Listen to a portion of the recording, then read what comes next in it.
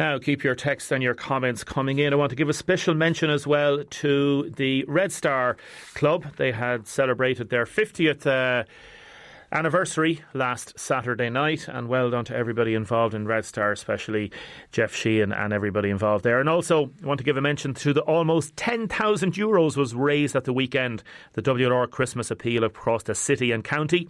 Michael White's 24-hour boot camp at the Holy Cross School in Tramore, 7,765. Some money, Gavin, isn't it? Absolutely, yeah. Top-notch credit to all involved. Great weekend. Yeah. Saturday evening then there was the raffle, The Magic of Christmas Classical Concert, Theatre Royal, Vanessa Whelan, and then there was another 842 fabulous afternoon tea at the Parlour Tea Rooms, and all the money is going to the St Vincent de Paul. Well done to Roisin and everybody involved and everybody raising the money regarding those matters. Gavin Whelan, good morning. Morning, Damien, how are you? Good, thank you. Thanks for joining us. No bother. The football we'll start with first, I suppose, the Premier League. Lots of things happening over the weekend. Shall we give the title to Liverpool now? Well, a lot of pundits are giving it to him after the weekend. Obviously City dropping points first of all, which was the big story of the weekend. And Newcastle fought back. Some of the goals in that were brilliant, like De Bruyne's strike. He got goal of the month. Top notch in off the crossbar. You thought that was enough, and Pep was up kind of punching the air, and then John Joe Shelby had other ideas. Like City were just completely left him unmarked. It was a bad goal to concede, but not taken away from the finish. Then Liverpool, they were clinging on as well. Like, people think that they beat Brighton pretty comfortably. They were coasting, Virgil van Dijk with 2 headers, but Brighton really came strong in the second half, and they held on. And 11 player of 8 now, of course, following Leicester's win yesterday. I know, so some Liverpool fans and they're saying no, there's a long way to go yet, and they do not want to talk about this, and it annoys them so much by even saying that they have it won. I think they just need to take it game by game, as we were saying like earlier on outside in the office, that the fact they haven't won it in so long, and that weight of pressure and expectation will come on them, especially at the Christmas period. There's always kind of funny results, and like you would know with injuries or suspensions there's twists and turns. That's what makes it so intriguing. But you'd have to say they're in a brilliant position. They're playing with that confidence. Man City don't seem to have the same kind of level as fluidity as last year, but like Leicester are only 8 points behind. Like came from behind yesterday, kind of got that win. It's tough on Everton. Marco Silva, is he going to pay the price now? Like the way managers have been sacked these days, you wouldn't back against it. But I'd say he's going to go. He'll have to go. Probably will. I'll probably give him until maybe midweek, or might be done by this afternoon. Who knows? There's a lot of matches on this week. We've got a full round of fixtures. There's actually wins. That's the thing I like about December. You have the midway Christmas game, so an excuse to throw the feet up as well. And I might even have to miss the Winter League on Wednesday. But no, I will go out and run that, and they're not until 5:8. We'll be back in for most of it, Damien. There was a full round of fixtures in the local soccer scene. Ballon Road, a great win against Waterford Crystal, 3-0. Yeah, absolutely. Away from home, great result for Ballon Road. Obviously first season back in the top flight, and I suppose their main aim is to try and preserve that status. I know they've been playing very, very well, and seem to be very good away from home as well, scoring goals as well. So they don't disappoint when it comes to kind of putting on a show, Ballon Road, at home or away. So that was a great win on the road yesterday. You had Carrick, of course, showing no mercy, 5-0 winners over Tramore Rangers, particularly impressive. And of course you had Ferrybank beating Hibs then by 3-1. No joy, I believe, Damien, for the two Waterford clubs in the FAI Junior Cup. Villa going out after extra time, really pretty tough one to take against Ballinasloe, and Southend just coming unstuck there against Suncroft, 5-0. They were well beaten by Suncroft. Be disappointed with that, but going away from home in the cup is always very kind of difficult. I know Villa were personally particularly disappointed because Ballinasloe were down to 10 men for most of the match, but again, just these things happen. I'll just have to get on with it.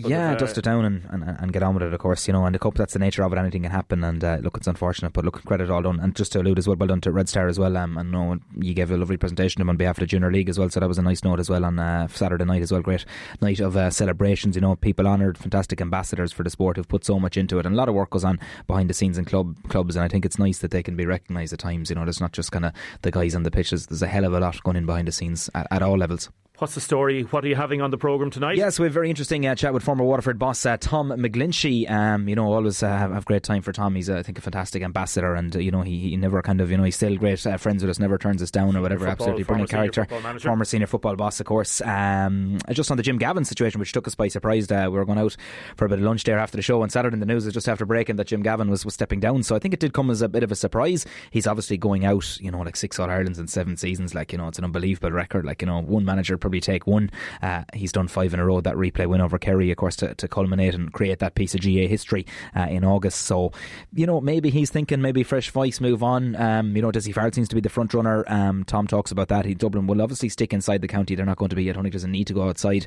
Deise Farrell has worked with a lot of these guys at minor and under 21, and that's continuity he's on about. And he talks about Jim Gavin's big traits as a manager, that he had a lot of stuff to deal with the Connolly thing and the Brogans controlling his Berners retirement and Owen O'Gara, and it's his man management style, I think, very unassuming character, and had a great passion for the game as well. So a lot of people in Waterford football, for some different reason, I suppose, Munster, they would certainly support Kerry over Dublin, and you have a lot of that, so a lot of them would be delighted that Jim Gavin has gone. Yeah, it's like Kerry and Mayo, absolutely. And still taking the mick out of saying, oh well, Kerry are still a better team, and over the years, but they'll be delighted, and others will be seeing their chances now as how things are going to develop. Will, yeah. Well, I suppose the thing about that is too, Damien, that sometimes with a new manager coming in, he'll want the players to up their game and they'll want to make their stance, and the competition for places in Dublin is fierce. Even to try and get into that 24-man squad is absolutely unbelievable. They've such a rich a depth of talent there as well, so that's going to be intriguing. Deise Farrell, of course, great football stalwart himself, so he's going to come in and get his backroom team organised if he does get it. There's a couple of other names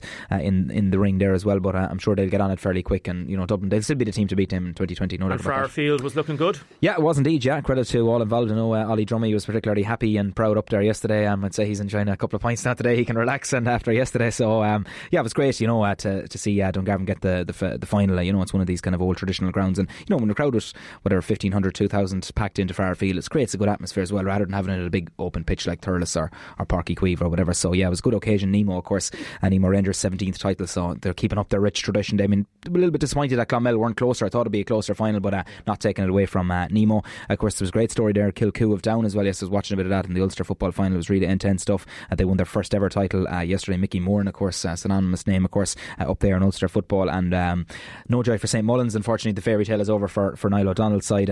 Just met, I suppose, a Ballyhale team who show no mercy, do they? Like, really, 10th Leinster title on the road now for their another All Ireland title. Another playing the Ulster champions, so they'll be fancied in that. So it's hard to see who's going to stop him, Damien, as well. And Michael Fennelly had a busy weekend because he was captain of Ballyhale yesterday, and he also had his first game with the Offaly senior hurlers there the weekend.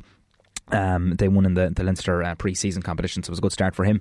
Just give a shout out as well, Damien, the Bordenogue AGM takes place in Lawlor's Hotel tonight at 7:30, so just a reminder to all clubs there. We had a great night at the awards night on Friday. Went off really, really well. Great words and great advice from Michael Brickwelch and Ger Power. Spoke really well with the guys, and great advice there. So a brilliant night all round, and well done to the two juvenile clubs of the year. The Eastern Juvenile Club of the Year went to Ballygunner, and the Western Juvenile Club of the Year went to Clashmore Kinsellbeg. So great night all round. Well done. Gavin Whelan, thanks very much for joining us. No, pleasure, Damien. Appreciate it. No Thanks. problem. Keep your texts and comments coming in. Mary says regarding development of Waterford City and County, the bridge and the roundabout coming into the city are miserable this Christmas. It could look a bit better. Everyone has to come that way coming in from the motorway and the Wexford area too. There's nothing to entice anyone. Only for the few hotels on the quay and the Ferris wheel, you wouldn't even know it's Christmas on the quay. People may laugh, but entering the city is so important, and how they haven't taken the opportunity is beyond me. We're desperate to get people into the city, and it sometimes can just look miserable. Another texter has said, talking about the council losing money because of how it's for Irish water. And how can they afford other things for tankers, says this texter. Keep your texts and your comments coming in. 083 3333 975. Now, Daniel McConnell is going to be joining us in a second. Firstly, I think I inadvertently said Michael White earlier on. I was talking to a Michael White this morning. It was Mark White that did the massive Trojan work regarding the boot camp over the weekend. Stuart has texted me, and thanks for that, Stuart. Appreciate that. Yes, it was Mark White, and well done to everybody involved with that. More people still texting in about knits. I'll come to that in a minute. Firstly, Daniel McConnell, how's it going? Good morning, Damien. How are things? Good. You don't want to talk about knits, do you? Not really. I've had my fair share of experience now with 3 small kids now this summer, so I'm done and dusted with those. Happy for now, hopefully. Did they get knits? They did? Well, they started school and there was an outbreak, so like the whole lot were killed. So it was All Ireland final Sunday where I was literally trying to run out the door to the match, and then all of a sudden we got hit to do the entire house full of the hair and the lights and the whole lot. Like, it was a pain in the backside, to be honest with you. It is, yeah. It's one of those things that just sends shivers through people, don't they? When you just even the mention of it, they go, "Oh no." Let's well, it was certainly it was an experience I don't ever want to repeat. Certainly not in the short run, anyway. Let's talk about political nits and nitpicking for politics. There's a nice little way of getting into it. Do you think that Fine Gael did suffer very badly over the weekend with those results, or do you take the view that, well, any government party is going to suffer some kind of a defeat with by-elections? It's an easy way to get at the government. Well, I certainly it was a gamble for Leo Varadkar to choose going for the by-elections as opposed to going for a general election. I was kind of always of the view that, if you ran the risk of losing all 4 by-elections, why would you do that so close when a general election is clearly in the offing anyway? For various reasons. One, as a political leader, you always want to be out ahead of the narrative. You want to kind of take ownership of the political cycle. By running these by-elections and losing all 4 of them now, Leo Varadkar is now responding to events. So he has conceded the initiative of the political cycle. He's also handed momentum over to Micheál Martin. Fianna Fáil have won 2 of the 4. And have allowed them to kind of bridge the gap in terms of the arithmetic in the Dáil. And the race to become Taoiseach is a 2-horse race between Leo Varadkar and Micheál Martin, and very clearly momentum is now with Fianna Fáil. And a lot of people don't also realise that Fine Gael will be losing 8 or 9 seats before they even get going, through retirees like Enda Kenny, Michael Noonan, the John Deises, the Darragh Murphys and so on, who won't be standing again, and the small number of casualties like the Peter Fitzpatricks who they've lost along the way as well. So they have a lot of work to do before they even make any gains at the polls next time around, whereas Fianna Fáil, with momentum, are not in the same position. All of their candidates virtually are standing again, so they're not losing any ground. And now that Fianna Fáil in particular have a stronghold in Dublin, which was Fine Gael's core battleground for the last decade or so, Fianna Fáil are very much back in the mix. So it's all to play for. And the idea of losing the 4 by-elections, Fine Gael got their answer at the weekend, and I wouldn't certainly be dismissing it the way some ministers have been over the weekend. Yeah, like you're political editor with the Examiner, and you can read all about it in the Examiner today and also online. The Green issue and how Fine Gael, and we've seen this during the local elections and predicted it here on this programme, the Greens will be taking a lot or a certain percentage of a natural Fine Gael vote. Would you agree with that? Well, that was certainly evident at the local elections across Dublin. You take, for example, someone like Hazel Chu, who essentially got 2 quotas in the South Dublin area, and she just peeled off votes from Fine Gael. What you saw out in Fingal was the rise again of the Green candidate, the old Trevor Sargent seat. What had happened a decade ago was that Trevor Sargent votes went to James Riley and Alan Farrell to allow 2 Fine Gael seats happen, or for 2 Fine Gael seats to be there in Fingal. What you see now is the return of those votes from Fine Gael back to the Greens. So I would think Joe O'Brien has a very good shot of keeping that seat at the general election, and it looks very likely that Fine Gael could even struggle to hold 1 seat in Fingal where they've had 2. So that's a trend that's likely to be replicated across the country. And the last thing that Fine Gael, who are already, as I said, under pressure from Fianna Fáil in Dublin, are now feeling the squeeze from the Green Party. And I was on duty yesterday, and I was speaking to a lot of ministers yesterday, kind of just getting their reaction to the weekend. Yeah. And they were making the point repeatedly, saying, they can't even really identify their core constituency or their core base anymore, and they're kind of saying we seem to be annoying an awful lot of people at the moment. They seem to be annoying the farmers, who would traditionally be Fine Gael stock through and through. They seem to be annoying, the commuter belt. They seem to be annoying an awful lot of voters who they would really be depending on if they want to retain power. So there is a lot of head scratching to do, and I think as well, there's a lot of questions now being asked of Leo Varadkar. I mean, he went in his big shtick or his big appeal to the Fine Gael party was that he would guarantee electoral success. They had a mixed day out in May at the local and European elections. They did better in Europe than they did at the local elections, but they had a bad day at the office at the weekend. And as I said, momentum is now clearly with the opposition. So, and once it's gone, it's very hard to get that back. Once you kind of lose control of the political narrative, and particularly so close to a general election, it's very, very difficult to get it back. So, Fine Gael have a real job to try and convince voters that they're worth keeping in power.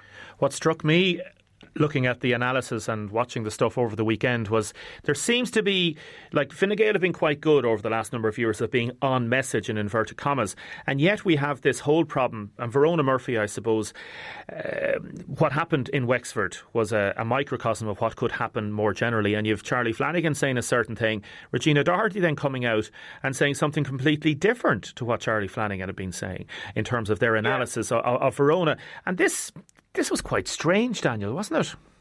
It certainly was, and what you had as well, you had Pascal Donoghue and the Taoiseach both out very much distancing themselves from Verona Murphy on Saturday night, saying that, and making the point that all tickets are open to review before the general election. Now, if they were happy with their tickets, that they wouldn't be using that language or even referencing that language or even coming anywhere close to referencing that language.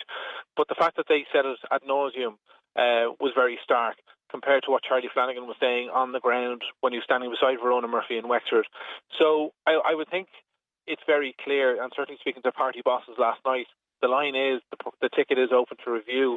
There's a huge amount of internal pressure to get Verona Murphy off the ticket. There's also mounting pressure to get James Riley off the ticket in Fingal, given how poorly he showed there, coming in only in fourth position.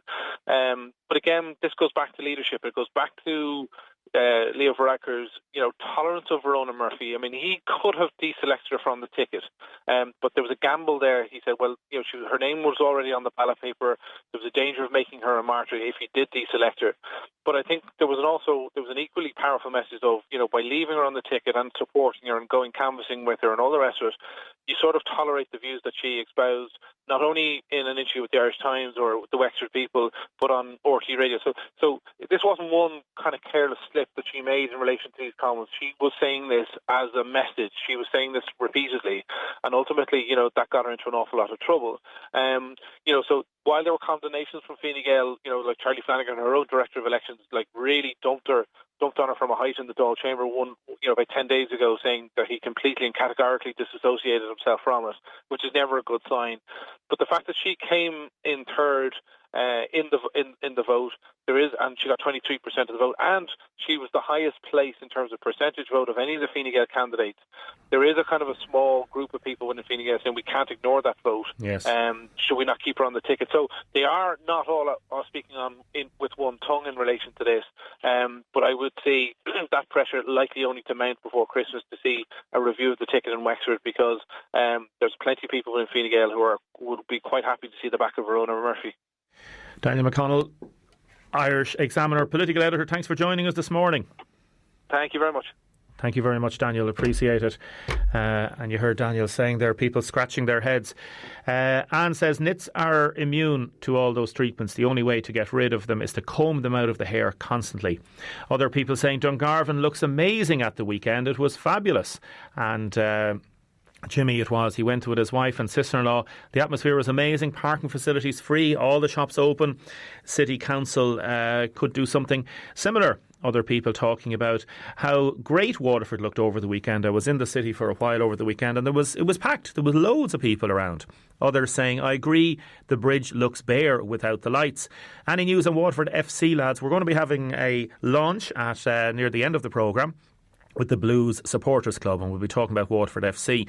Matt Keane has texted in, Davin Power, the Bows under 15 player, scored the goal of the decade against the Villa on Saturday. A great game, finished 3-3. That is from Matt. Other people saying the lights in Dungarvan, we should have more lighting in Dungarvan. The Christmas lights are not what they used to be. And others talking about the Citizens Advice Bureau, how important it is for people that have issues regarding finances. Keep your texts and comments coming in. Also, we are going to be talking next to John McGrath from McGrath's Butchers about the famous spiced beef recipe and ordering meat for Christmas. Let us know what you have for your Christmas dinner. Are you a traditional person? Do you only like the turkey? Or would you go for a goose? Would you go for spiced beef? Let us know. 083 333 975. Now we're going to be going straight to Lismore in a second to talk to John McGrath. Firstly, Rose in Dungarvan has phoned in. Rose is a pensioner. She was shocked at some of the parking in Dungarvan at the weekend in the shopping centre on Saturday. It cost €9, so it wasn't free there.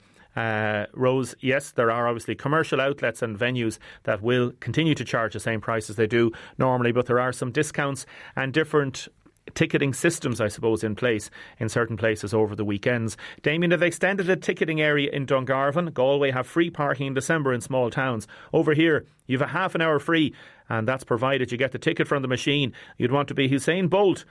The only amount of time to get to and from the machine cleaning up, says this texter. Other people texting in about NIT still. We're not going to talk about that. We're going to talk about happy things. Isn't that right? John McGrath, how's it going? Not too bad. How are things? Good, thanks. John, you're going to be featured on Nevin Maguire's special Waterford Christmas, I think. Is it starting tomorrow night, is it? Starting tomorrow night. The ad seemed to suggest anyway that it's going to be on tomorrow night. Originally, I think it was supposed to be the second episode, which is Tuesday week. But sure, I suppose we'll just wait and see. Yeah, there's 2 episodes. I know I saw some ads and some promos for it there during the toy show at Christmas on Friday night. So some good publicity on it. You run McGrath's Butchers down in Lismore, and you have your famous spiced beef. Can you just explain to me how you do the spiced beef, please? It's a very traditional type of spiced beef. It's a wet spice. So we mix up brine and we mix up our own mix of spices and we mix it all up and sits in it for a couple of weeks and that's it. And it'd be a lot more traditional now than in Cork. Most of them would be kind of a dry type spice where they kind of mix the spice onto the meat and it's vacuum packed and it's left in for maybe a week to 10 days. Okay, and this is something you've been doing for decades, I think, is it? Yeah. Well, we're not in Lismore that long. We're only here since the 1890s. But, we were in Cappoquin. We were in Cappoquin before that, and kind of going back to the 1600s down around the Nire on the same trade. A texter texted in, and you can call 051846123. Does the brine make the meat softer? The brine cures it. Okay. It cures it. It like long ago it would have been a way of preserving meat. So with just a damper climate in Ireland, it would have been a lot of brines used to cure meats. Whereas on the continent they would have drier climates, and up mountains and stuff where they would have had very cold, dry climates. Then they have a lot of charcuterie, and they'd have a lot of kind of dry curing. Whereas in Ireland, it would because of the climate, it would be more suitable for brining. Yeah, you've got a small abattoir out the back, I think, don't you? We do, yeah. We've a small farm just outside town here, so kind of when people talk about food miles, we're kind of more talking about food meters. Yeah, you farm your own beef and the lamb, and then fridges for hanging and drying aging meats on the bone. And you show children, for example, how it's done. Not necessarily, obviously, the slaughtering itself, but animals are processed humanely. Is that how you try to do it? Yeah. We actually had a father in with 2 kids on Saturday, and they were just they saw we were actually breaking a lamb, and they were looking at look, it's a big pig, and I said, no, it's a lamb. I said, do you want to come up and see? So brought them up to the hanging area anyway, and they were able to see lambs hanging whole, and they were able to see sides of beef hanging whole up in the hanging area, the abattoir. But and what was the reaction from the children? Oh, they were amazed. But it's like a lot of people are kind of removed from where their food is coming from, and yes, they kind of lose they kind of lose appreciation of their food then, and they're kind of shocked when people start talking about how the process actually happens. But yeah, you kind of lose a lot of respect for your food then.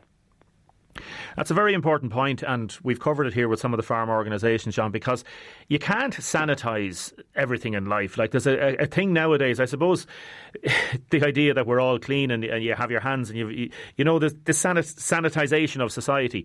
It's very simple. The food has to come from somewhere, and it's better to show how it's done and better to be honest about it than trying to pretend it's something it's not.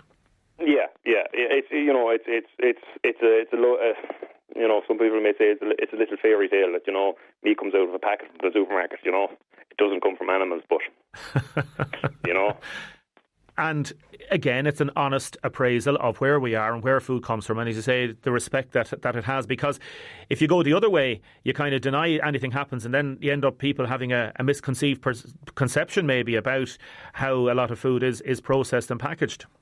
Yeah, and we're, being in Ireland, a lot of people don't realise how lucky we are in Ireland that even you could even talk about the environmental impact of beef production. And people have no, like, I was at a trade show there a couple of months ago in Italy, and I was talking to, I was doing a demonstration, and there was other butchers from all over Europe, and I was talking to a couple of Scottish guys, and the guy was shocked. Like, I thought because Scotland has a relatively similar climate to us, that their beef production will be relatively similar, in that it's grass-based. But they were saying that the vast majority of their beef, anyway, it's all coming from feedlots, you know. So you're talking kind of like high grain usage and production of beef, whereas in Ireland, it's the vast majority of it is grass fed, like. Yeah, so it's an awful lot more sustainable model. What do you do? Where do you get your turkeys from? How do you source the turkeys? We have a couple of suppliers around town here, a couple of local suppliers. So, again, food meters rather than food miles. Yeah, somebody has texted in 083 33 975. Christmas meals. Spiced beef was traditionally cooked in the slow cooker by our late mother, and we all finished work or came home at different times. We'd help ourselves to hot spiced beef sandwiches. Christmas Day was usually chicken and beef, or goose or duck. Do you find people still looking for goose, or maybe going a bit of variety on the turkey? The goose trade kind of, like, goose is a relatively expensive meat, so that trade kind of fell away around 08, 09, but it's kind of starting to come back now, so we're kind of back up to the same kind of numbers of geese that we were. But the vast majority of people are still looking for turkey and ham. The kind of second choice then would be, outside of that, then would be beef. Although we do have one guy who comes in and he gets a stuffed chicken a stuffed duck inside a chicken, inside a goose, inside a turkey. Turkey. Just say that again to me. A stuffed duck inside a chicken, inside a goose, inside a turkey. That's a turkey. Can you actually do that? Yeah. It was impressive looking, but he has an enormous crowd anyway, and he I don't know, he said everyone enjoyed it anyway, so he's been getting it with a couple of years. How would you cook that? You'd have the oven on for ages, would you? About 4.5 hours, I think he said. Janie Mac. Yeah, but they were all bone and rolled in together anyway, so yeah, it would have to be interesting anyway. Tell us, I'll let you go in a minute, because I know you're busy, but boned and rolled turkey or traditional turkey? I would be traditional turkey. And would you ever take the jump and say, no, we'll go to different, or does it have to have the owl leg on it? Not necessarily. It's like if you're looking for something, a small quantity, you're probably off just say a piece of a turkey crown, which is just the breast meat, because when the turkeys are bigger, they're that little bit more mature, and then they've a lot more flavour. Whereas that smaller turkey on the bone, like, just say I had someone looking for an 8-pound turkey, it's a big chicken, you know. So that would be relatively immature, so it wouldn't have quite the same flavour as a bigger turkey. And so, do you still think people maybe overcook the turkey sometimes? Yeah, a lot of times people do overcook turkey. But a lot of turkeys would go straight from the fridge into the oven as well, whereas you'd be better off leaving it come up to room temperature for a couple of hours, just kind of keep it covered and make sure the dog doesn't run away with it or anything. Or the cat jumps up onto the... Yeah, or another, like what we use ourselves now is we put suet over the turkey. It's just a flat sheet of beef fat, and it sits over turkey and it renders down, and you take it off maybe for the last hour then. Oh, okay, and it keeps it very moist, does it? It does. It keep the beef fat then would render down, and it would kind of flow down through the turkey, and that would keep it moist then. Either that, or what a lot of people then use are streaky rashers. Just say if you can get fat streaky rashers, put it up, and when the same thing when they render down, then they'll give kind of a bit of a saltier flavour to the top of the turkey. I'm licking my lips here now. I'm just thinking, here I go. Now this is going to be nice for Christmas. PJ has texted from Lismore Park in the city and parts of Waterford as well. Turdurcan chicken, a chicken in a duck in a turkey, fine feed. Yeah, so it's not just down in Lismore that it's done all right. Yeah. Oh yeah. Listen, I'll let you go, John. Thanks very much, and very best of luck over Christmas, and we'll call down to you, and hopefully, I'd say that programme's going to be good. It's tomorrow night on RTE. Nevin's Waterford Christmas. He's going to McGrath's. He's going to Chefs in Fate Leg. He's going to GIY. Going to Paul Flynn. So it's great. It's great, isn't it? Oh yeah. Sure. Look, we don't like. I was saying how blessed we are in Ireland, but sure, we don't know how blessed we are in Waterford with the local food producers and the local hosteleries. And how blessed we are to have Lismore as well. Listen, John, thanks very much. Mind yourself. Okay, thanks for calling. Bye. God bless you, John. John McGrath there from McGrath's Butchers down in Lismore. Let us know what you think. What's your special trick not to have the turkey too dry on the morning of Christmas? Now, welcome back. Martin, how's it going? Good, Damien, and you, thank you. Turkey or ham? Oh, turkey. And a bit of ham as well. A small bit of ham. Love the bit of ham. Mary, turkey, ham? Turkey. No goose. You wouldn't go for the goose, no. Too greasy. Too greasy, yeah, that's what the people say. Mary Doyle, thanks very much for joining us. Secretary of the Blue Supporters Club. Martin Walker, chairperson. How are you getting on? Good, Damien, thank you very much. Good, thanks for coming in. We're going to have a special launch this morning and mention of this new membership drive for the Supporters Club. This is for Watford football. Tell us, just before we do that, any word? What's the story? Have you heard anything about how things are going? I suppose it's just... There's a little bit of, I suppose, confusion about where things are at the minute. Isn't that it? There certainly are, Damien. Just we spoke with the powers and they're fully on board for this season, so hopefully all going well. Hopefully all going well, yeah. The problem is we may not have as much money as we had in the last 2 years, but obviously we'll hope for the best. Now, you've done massive work in the last couple of years especially, but over the years as well. Tell us about the Blue Supporters Club and what are you launching? Thank you, Damien. Well, in 2019, the BSC had approximately 500 plus members, which is exceed all our expectations. Even. That's brilliant. And the BSC stands for the Blue Supporters Club. Correct, that's what you call it. Yeah, yes, that's great. Yeah. Say that figure again. 500 plus members. That's brilliant. It's a huge amount, Damien. So our members will be aware that we gave the club €8,000 towards the cost of running the academy. We'd like this to continue with our members' help and to assist with the costs for this talent group. Yeah. Our under 13s won the Shield, our under 19s won the league, and our 15s and 70s performed very well. These players are the future of Watford FC. So that is a really good thing. So, and again, I was at that launch that night in terms of the presentation of the trophies, and there's loads of things happening behind the scenes that people may not know about, and then there's obviously what happens on big game nights as well. Mary, what are you trying to do over the next few weeks? Well, over the next few weeks, Damien, we're looking for our members to rejoin. We appreciate that it is a challenging time for the BSC, for everybody really. And we're proposing that we keep our membership at €10. We haven't made any change to it. Last year, we ran 25 buses to away games. So you paid for the buses for the youngsters, for example, yes, is that it? We run a subsidised bus, so you get from the RSC to the door of whatever pitch you're at and back home again. And we run those at a very, very competitive rate. We feel we subsidise it as much as we can. And do you work with a couple of local companies with that? All our work is with David Power, and he has been excellent. Martin deals with David on a regular basis, and he really has been very good to us. David. Well done to David, yeah. Yeah. And we have events during the season, particularly for our junior blues, because they really get excited. We have a meet and greet with the players at the start of the season. We do the Easter Bunny with them, and the players participate. We had an Activate event this year, and the ever popular birthday cards. Everybody loves the birthday cards.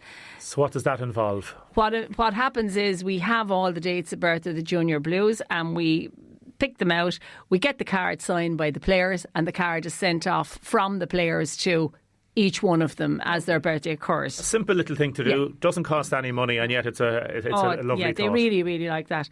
And this year we're introducing what we're going to call Blues Ambassadors. It's the 13 to 17 age groups. They fall between the junior blues and an adult. So we're trying to get those a little bit more involved. We hope to liaise with the club that maybe we might get some player interviews, things like that going for this group. You know, we feel that they are a little bit in the middle. Yeah. So that's really where we're going with all of that. And Martin, what are you going to do then over the next few weeks in terms of trying to get people to join up, and then you're launching this special re-membership drive, and is there any little kind of way to try to pull them in? Are you launching anything else? Well, Damien, as I said, we know it's going to be a very challenging year in 2020 for the BSC, So we encourage all our 500 plus members to rejoin, hopefully, and maybe even some new ones. So help us going forward for 2020. It's going to be a hard year for us. BSC, as I said, we had 500 plus members last year. It'd be massive if we could even get close to that again. It'd be a huge achievement for the committee. And the committee is hard working as well. It's hard work, but we don't mind doing it, And it's only €10 for the juniors. And tell us about the rates for others then, Mary. It's €10 for everybody. For everybody. For everybody. Isn't that just brilliant? Yeah, it's €10 for everybody. And what we're asking people is to come back, rejoin us, maybe get a few new members on board. And we have an initiative now where you can join us now we have a website, and you can join us on waterfordbsc.ie. It's live. You can pay your tenner. It only takes a few minutes. You can join us now. You can get forms. The club shop, when it opens at the weekend, there'll be forms there. The committee will have forms within the next couple of days. So, anybody wants to contact us, we'll provide forms. As a little incentive to everybody, anybody who joins before Thursday, the 19th of December at 5 p.m, we will have a raffle for a senior season ticket and a junior season ticket. And we also have a Facebook page, Damien, where we update all our information, and it's the Waterford Blues Supporters Club is the Facebook page. We might ask you if it was possible, could we do the draw on the 20th with you here, if that was possible, please? No problem whatsoever. We'll do that, definitely, yeah. Thank you, Damien. Definitely do that, yeah. So that's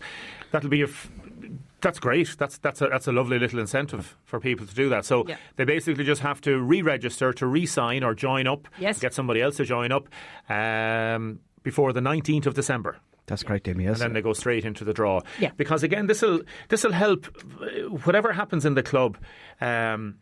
Once they know that people are committing, like if you got 500 people to join the supporters club again, €10 a head, that's straight away, that's €5,000. Then you do your fundraising during the year.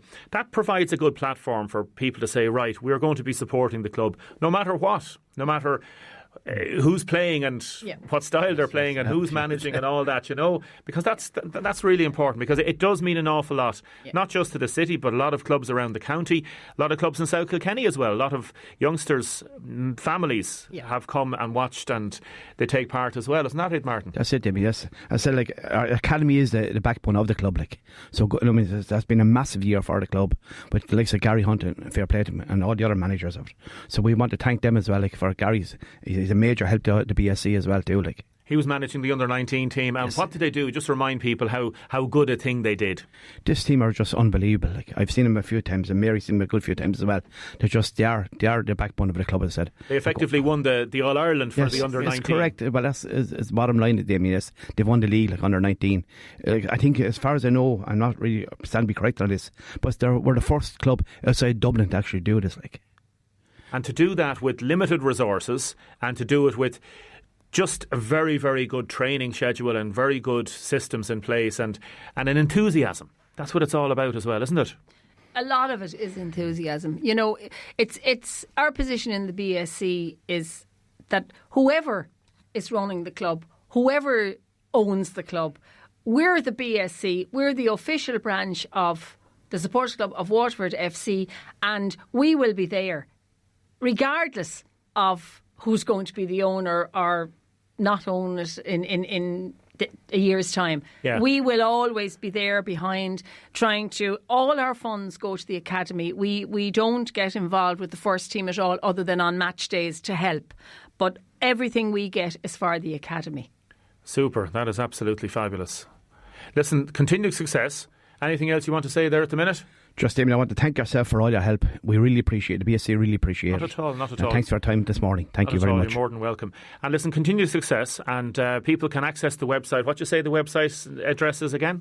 The website is waterfordbsc.ie. It's live now. Spend your tenner.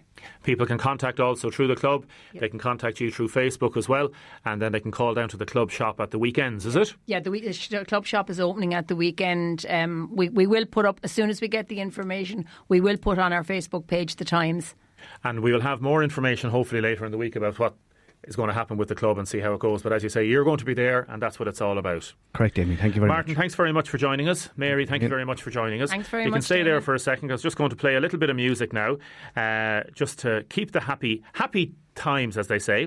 Valerie Leahy, she is a vocal teacher at WIT Music School, vocal and theory teacher. She lives in Waterford. She sent me in a CD. It's a Christmas CD. It's selling in the local shops, in the book centre, in John Maguire's Garden Centre, at Ardkeen stores. She has a special concert taking place on December the 12th at 7:30 in the House of Waterford Crystal. Tickets are on sale at reception. So her name is Valerie Leahy. As I say, the tickets are on sale and it's taking place. It's only €15 for the tickets at the reception in Waterford Crystal. So Valerie is a very good singer, very highly trained, and here is her version of Silent Night. Have a little listen. Mary, Martin, thank you very much. Thank you, Damien. Thanks, Damien.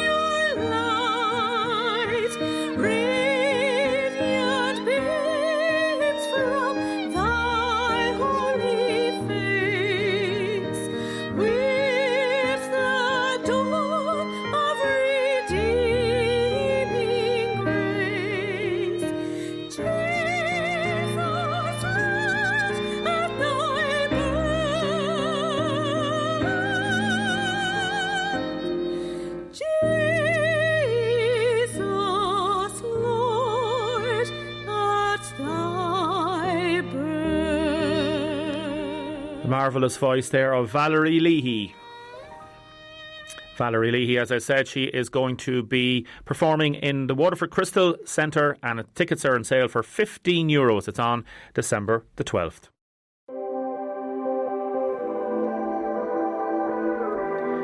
Now, thank you everybody for your texts and comments all during the show and for calling in.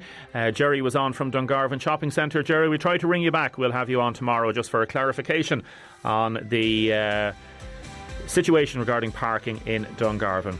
Damien, we're blessed to have such a nice country. We produce the best food in the world. That is from James Ryan in Poulbury.